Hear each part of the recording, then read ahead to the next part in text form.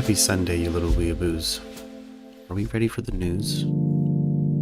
Are we ready to catch up on some news today? You guys sound ready. I feel ready. So maybe we'll just go ahead and do this. Hello. Welcome to the Higher and Happy Half Hour. I'm Jay Merck, at Merck Radio on all social media. Be sure to like, follow, and subscribe. Today in the news, we have I've been sent links by the new Merck Radio crew. Shout out Arianthe.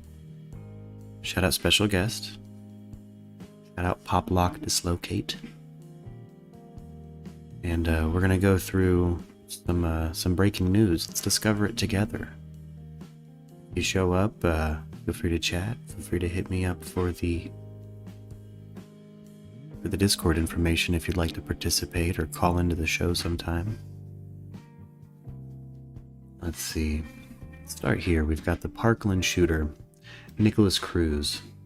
A judge has ruled that he cannot be called an animal or any other derogatory names during the trial. Nikolas Cruz is responsible for the death of 17 people in a school shooting. He faces 34 counts of premeditated and attempted murder. He shot up a South Florida high school. We know a lot about Nikolas Cruz from the news, unless you've been living under a rock over the last 5 years. But I'll tell you right now, in my opinion, part of facing your peers in court is dealing with the freedom of speech that they have. I feel like if the prosecution wants to call him an animal to the jury, that's absolutely fair. I think at some point we're going to deep dive his interrogation footage on Night Beat. I'm gonna wait for Umbra and Arianthe to have their get back home and wait for Labor Day and Rosh Hashanah to end. But Nikolas Cruz, I'm befuddled. I can't believe a judge would actually rule that way. You can't call him an animal. You can't call him derogatory terms. It's such bullshit. Such bullshit. But moving right on. Wisconsin teen sentenced to 20 years in prison for torture death of a 7-year-old. Holy shit. A Wisconsin teen was sentenced to 20 years in prison for the 2018 death of a 7-year-old relative, who prosecutors say was beaten and tortured for not knowing Bible verses. Holy shit. Damian Hausholtz, now 17, pleaded guilty in June to 1 count of first-degree reckless homicide, court records show. Charges of child abuse and substantial battery were dismissed. In addition to serving time behind bars, Hausholtz will complete 10 years of extended supervision following his release. My goal is to ensure that you are incarcerated for just long enough to mature and develop, to work on education, to work on treatment, work on controlling that angry side. Manitowoc County Circuit Court Judge Geraldine Dietz said as she sentenced Hausholtz as an adult Thursday. This is Manitowoc County. This is the same county from Making a Murderer. The same people that convicted Stephen Avery of homicide and gave him the maximum charge possible twice. And they're going to let this fucker who beat a 7-year-old to death for not knowing Bible verses, they're going to let him out. Did he do it as a child? Sure, but in my opinion, he wasn't old enough of a teen to have fucking known what was going on. Absolutely. What do we got going on here? We got some people messaging in. What we got? Just found out that one of the founders of the Satanic Temple appears to be an obvious Nazi. That sounds about right. Special guest. We got special guest messaging in the Discord board about the subjects we've been kind of touching on in the Tattered Map. If you're watching this or you see the replay of this, be sure to check out the Tattered Map on our YouTube channel. That's our new flagship podcast, and we're gonna go deep dive into some conspiracies, guys. I'm real excited about it. real excited about it. Let's see. Moving right along. Fuck this Wisconsin guy. Fuck Manitowoc County, Wisconsin.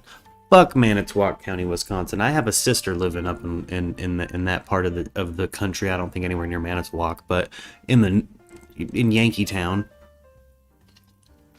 Let me tell you, they have backwoods shit going on, and they use these judges are using extreme prejudice and are very aware of social circles and social standing in Manitowoc County, and I have a feeling that plays a part in their judgment of these individuals. I'm not sure if that's constitutionally appropriate or not. In my opinion, no. But maybe the judge shouldn't be part of their peer group. Some of these small counties, you'll see things like this happen. Interesting news. Moving right along. Oh, so we have a list. This was sent to us by Poplock Dislocate on Discord. Wife of special guest, brilliant animator. I believe Angel's art page. You can find her on Facebook. I need to get her to just drop some links. I'm gonna get to dropping links of all of the Merc Radio crew at some point, so you can all follow these fools.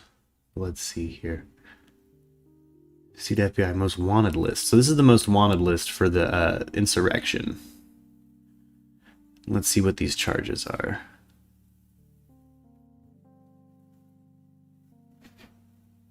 So parents' detention hearing held on a charged via criminal information, arraigned, plea entered, sentencing. Okay, status conference.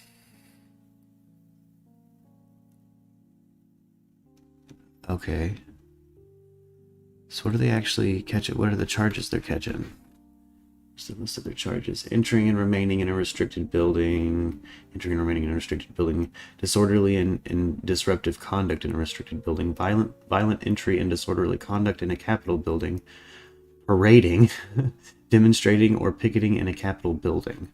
Okay, so they're being charged with protests in the wrong space. In the wrong spots to be protesting. Okay. Over here. Fierce Hurricane Larry churning across the Atlantic could be even stronger than Ida. East Coast could face a life-threatening surf. That's what I've been reading, is that apparently Ida is spiking the fuck up. It's getting out of control. It's getting strong as fuck. Ain't gonna be worse than Ida. We'll see. I really hope not. I would imagine we'll be getting a lot more people moving out of that side of the country. So fingers crossed. Hey, if you guys are still there, not drowning, maybe move a little further inland. It's getting crazy on the East Coast and down by Florida. Let's see here. We've got some more Florida news. Florida gunman killed 4, including mom still holding a baby. Oh no. 4 people are dead, including a mother still cradling her now deceased baby after a massive gunfight early Sunday with a former Marine, a Florida sheriff said. The sheriff said was ready for battle and so aggressive he tried to wrestle a gun from police from his hospital gurney after being captured. So they captured him, put him in a gurney. He was still trying to pull guns away from the police. Polk County Sheriff Grady Judd said 33-year-old Brian Riley appeared to be suffering from mental health issues and had been slowly unraveling for weeks, repeatedly telling his girlfriend that he could communicate directly with God. After a gunfight with police and deputies where dozens if not hundreds of rounds were exchanged outside a Lakeland home, Judd said authorities found an 11-year-old girl shot multiple times plus 4 deceased victims. They included a 33-year-old mother still holding her 3-month-old baby boy and the infant's 62-year-old grandmother who lived at a neighboring home, and a 40-year-old man. Riley, who served as a sharpshooter in both Iraq and Afghanistan, seemingly targeted the family at random. Judd said during a press conference Sunday,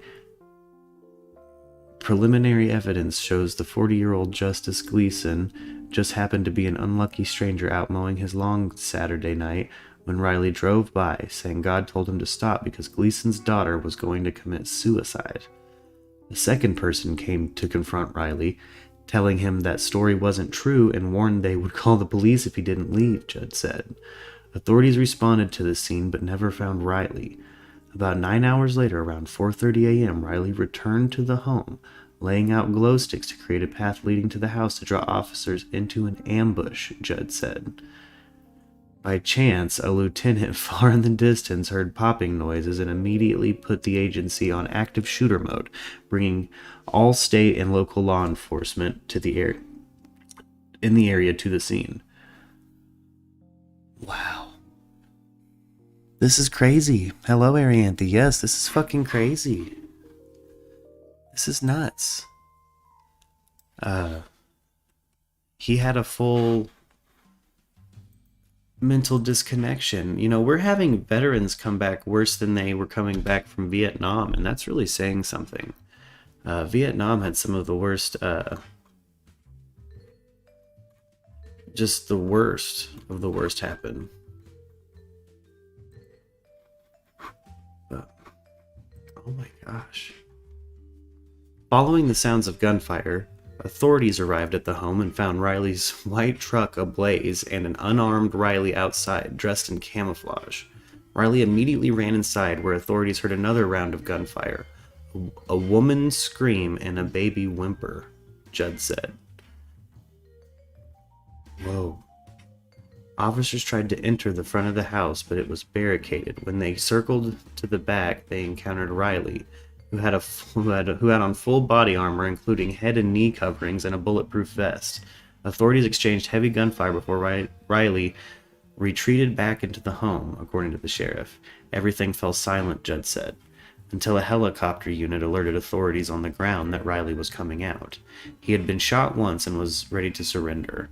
Meanwhile, officers heard cries for help from inside the home, but were unsure whether there were additional shooters and feared that the home was booby-trapped. A brave sergeant rushed in and grabbed an 11-year-old girl who had been shot at least 7 times. Holy shit! They begged for their lives, and I killed them anyway, Judd said Riley told them during an interrogation, adding Riley was playing mind games during the interviews with detectives. Authorities declined to say how many times the victims had been shot or where they were in the home, but said they were all hiding and huddling in fear. Authorities said Riley's girlfriend of 4 years, who he also lived with, had been cooperative and was shocked, saying he was never violent but suffered from PTSD and had become increasingly erratic. She said he'd spent the previous week on a mission from God stockpiling supplies for Hurricane Ida victims, including $1,000 worth of cigars. Prior to this morning, this guy was a war hero. He fought for this country in Afghanistan and Iraq, Judd said. And this morning, he is a cold-blooded killer. Wow.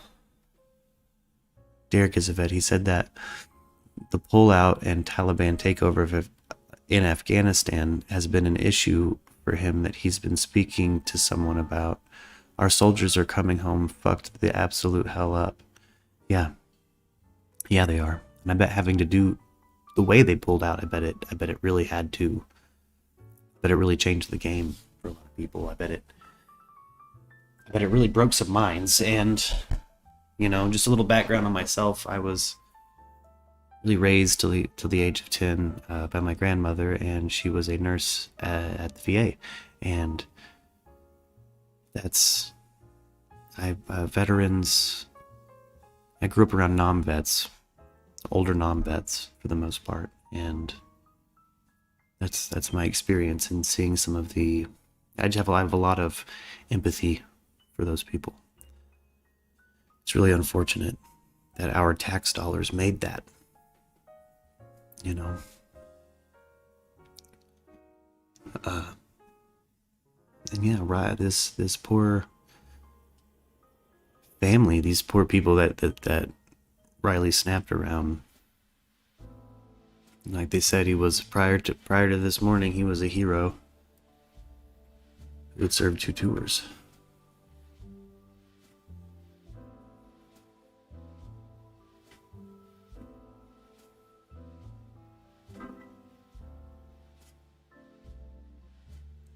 Absolutely, Arianthe. Arianthe says he cried, man. Watched the news and, yeah, sat on the floor and cried. He has friends there. Afghans that he loves like family because they protected him just as much as he protected them. Yeah, absolutely. You know, and we're at a generation having been raised and trained and really spending a good chunk of their lives over there. Our soldiers spending their lives over there and building these relationships, building these attachments with people, leaving and having to leave it behind. Not just having to leave it behind when you return home, but having to hear that news. I see what you're saying there, Arianthe. I bet that news is hard for veterans. People who fought for the freedom of Afghanistan and watched it become a more liberal place, a place where women could be free, and for our government to just kind of pull out at a time like this, where it's allowed a power vacuum and women to suddenly have no rights again. And a good chunk of the population being executed for fighting for their freedom, for fighting for, you know, not orthodox religious ideas, fighting for actual humanitarian right to exist and travel and take care of yourself and your family. It is. It's a tragic one. It's a tragic situation. And yeah, this poor guy is obviously, I bet you that I agree with you, Arianthe. It was probably the straw that broke the camel's back for him, you know. Preschool mom violently assaults teacher at Catholic school in Grovetown. What? A parent was arrested for violently assaulting a teacher Wednesday at St. Teresa of Avila Catholic Church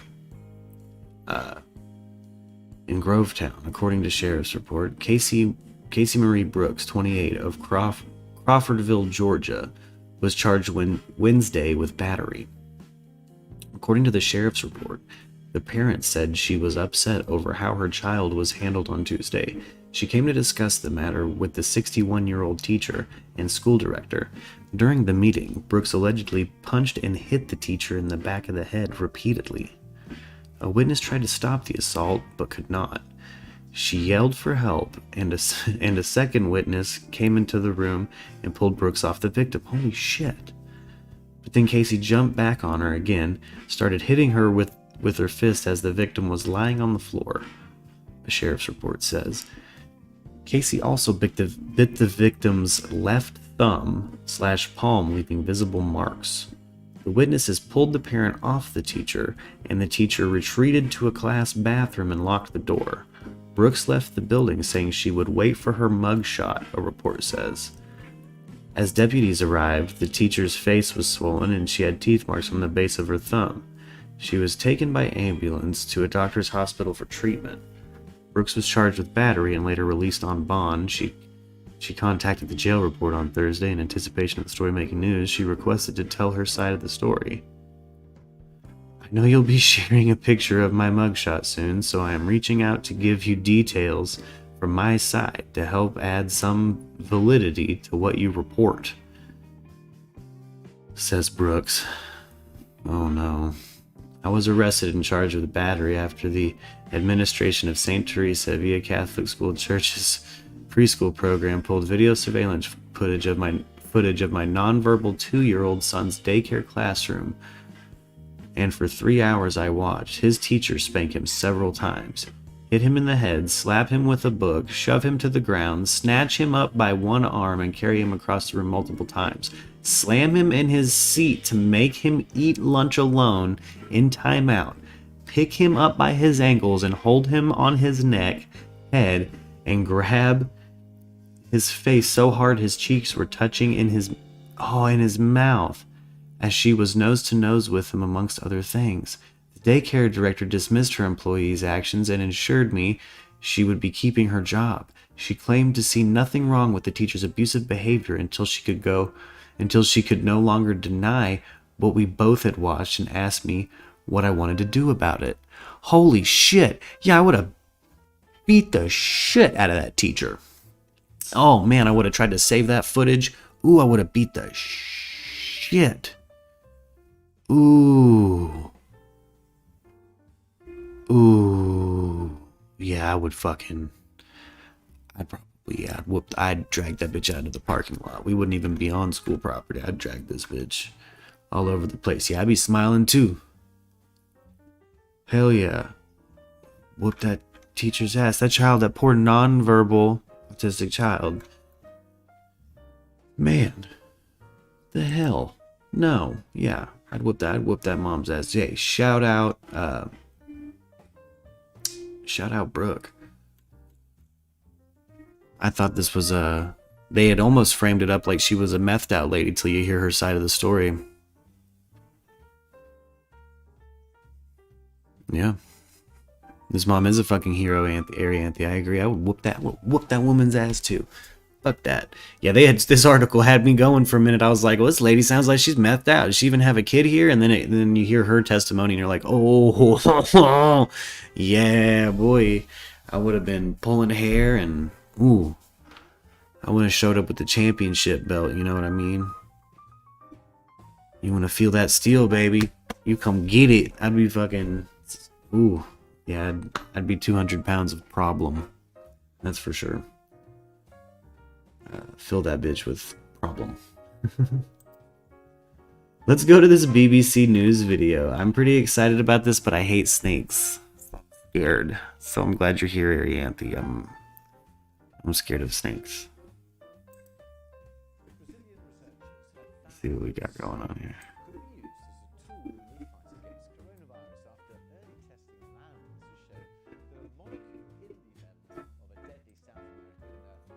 Oh, well, I guess I gotta pause the chill jazz. The Juraracusu pit viper is one of the deadliest snakes in South America. The viper's venom has enough potency to kill 16... Exactly, Arianthe. That story took a fucking turn. ...actually help scientists develop a drug to combat coronavirus. Researchers found that the molecule peptide produced by the Juraracusu pit viper inhibited the virus's ability to multiply in the cells of monkeys by 75%. We were able to see that the peptides not only inhibited the development of the virus in vitro inside the cell, but we were also able to see that it was able to inhibit one of the proteins that is very important for the development of the virus and propagation of new viruses. And the peptides can be synthesized in a lab, making the capture or breeding of the snakes unnecessary. We are afraid that people will go hunting for the snakes all over Brazil, thinking it will save the world, themselves or their family. That's not the case. Is this an important discovery? Without doubt it is. But chasing after the animal is not what will be resolved. The component that was discovered is just a fraction from inside the venom. It's not the venom itself that will cure the coronavirus. I don't know. You know, that's interesting. That's a big development. That's cool. That we could potentially get it from a snake venom. But you know, I don't know. I'm interested to see what's going on with this whole with the developments in ivermectin, because from what I've heard, Joe Rogan got COVID, treated it with a handful of drugs, one of which was ivermectin. And apparently, the next day, he tested negative. Yeah, that they can synthesize the peptide. Absolutely. Now we can actually make this a proprietary chemical and start mass producing it. You know, this could be something where you can see a generic come out. Yeah, many do. Exactly, Arianthe. That's kind of my point. It also could have been a handful of the other things he took, or it could have been a false positive. The fact that he had a positive result, felt like shit, and then the next day felt better. Yes, I'm on ivermectin too.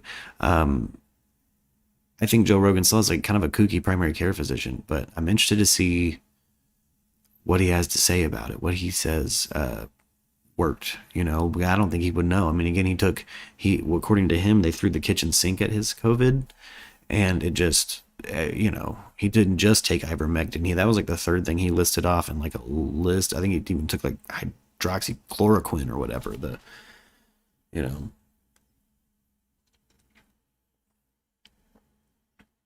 Yeah, good care even if it was kooky. I mean, he gets stem cell shots and shit.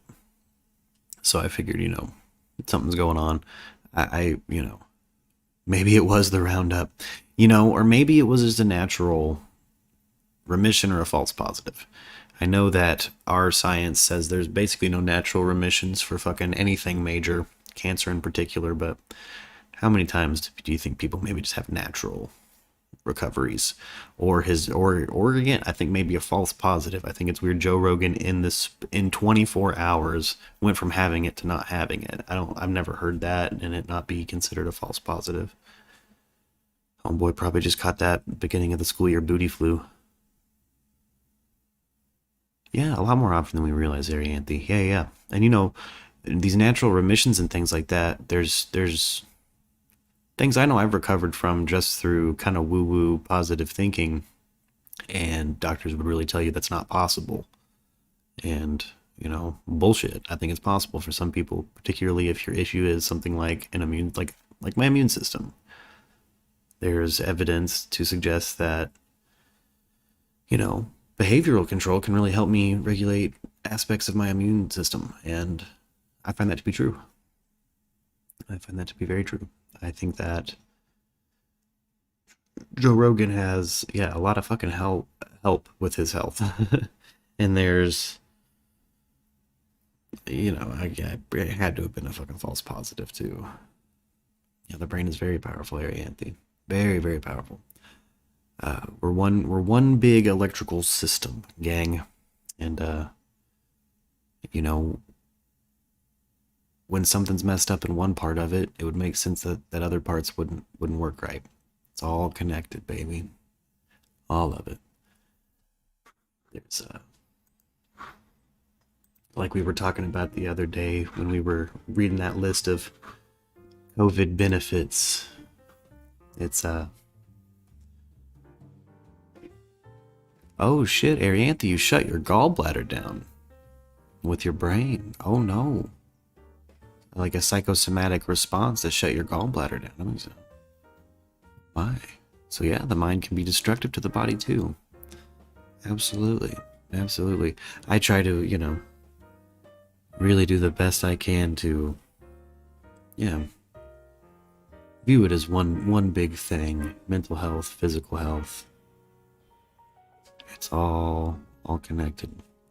Oh, but back to those COVID benefits. There's benefits to things like posing, standing up and doing 10 minutes of like a power pose. That'll get you running right, get your blood going to the right places. Mary Anthony says, I swore I had something wrong. Got all the scans and it just stopped functioning. They took it out. Tested further. It was fine and healthy. What the fuck? So they removed your gallbladder, which stopped functioning, and basically they could hook it up and it was fine. That's wild. It's wild stuff. That's wild west. That's something. You got a Franken bladder. You got a strong mind. But hey, I think you definitely resonate in a manner that, you got a strong mind, strong field about you. Arianthe, that's a...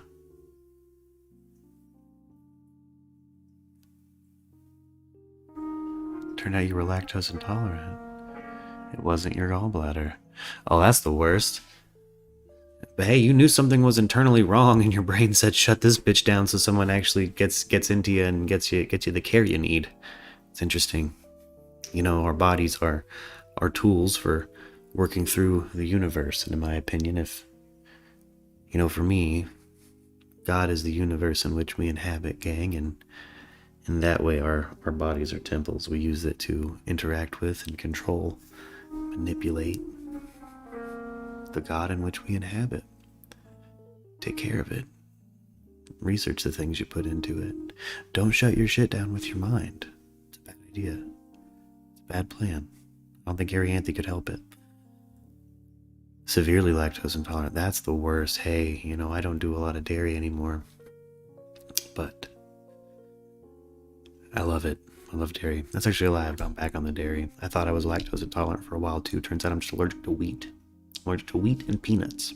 I didn't know that. I didn't know that my whole life.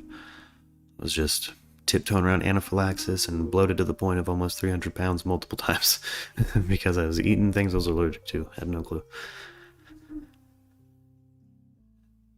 Yeah, I bet you got fucked up. And you know, coming from the area we come from, there's dairy in everything.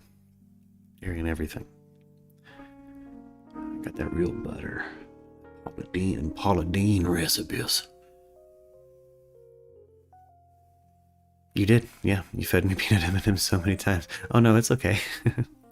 I love peanut. I loved peanuts as a kid. I did. I loved them. I miss peanuts. I miss the things I found out I was allergic to. I was gonna cry because I thought I was allergic to beef. You know, they did the test on my arm. And beef, wheat, and dust mites grew so big that it obscured the other results.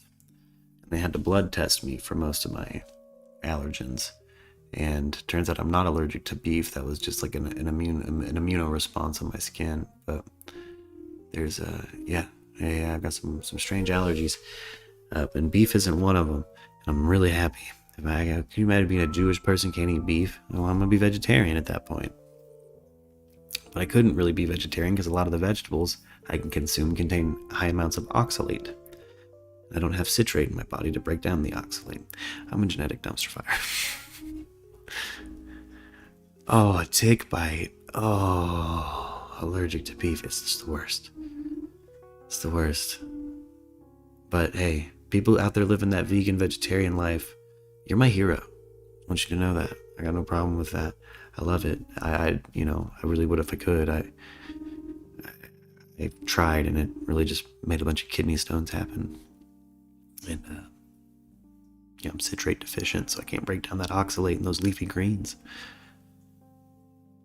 Anyway, we're at the end of the half hour, guys. Thank you so much for sending in articles, Arianthe.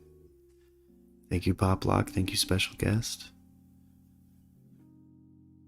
Lactose intolerant, allergic to hoofed animals. Yeah, Arianthe, you're not supposed to ingest any foreign mammal. You're not. You live that. You kind of have to live that vegetarian life. Hey, Arianthe's also she's a farmer. She takes care of. She's got animals. She's got a farm, basically. She does. Goats, chickens. She's and on some ancestral land of ours, I would say. We both got family ties, I think, to that spot. Arianthe and I are cousins distantly, I believe. Through the Thompsons? Yes. Anyway, Appalachian Ozark connections. We're gonna kick this on over to the exit screen. Oh, hey, I'm a mess. Hey, God bless this mess, Arianthe. Let's go out on that as the message. Bless this mess, hoes. Ooh, idea. Move to Colorado, open a cannabis ice cream shop with goat milk. That's a good idea. Oh, well, bless this mess, fools. Let's hop on out of here. I'll see you around the corner. I'm probably not going to stream tomorrow if you catch this one today. And you're wondering where the fuck the streams are tomorrow. Tomorrow, Lux is getting off a plane. It's Labor Day. We've got some plans, and it's also the beginning of Rosh Hashanah. And I celebrate Rosh Hashanah in a very unique way, I'd say. I have Rosh Hashanah. I listen to Rush for 3 days straight to celebrate the new year. So if I don't see you or talk to anybody on stream for the beginning of Rosh Hashanah, happy Rosh Hashanah. And bless this mess, bitches.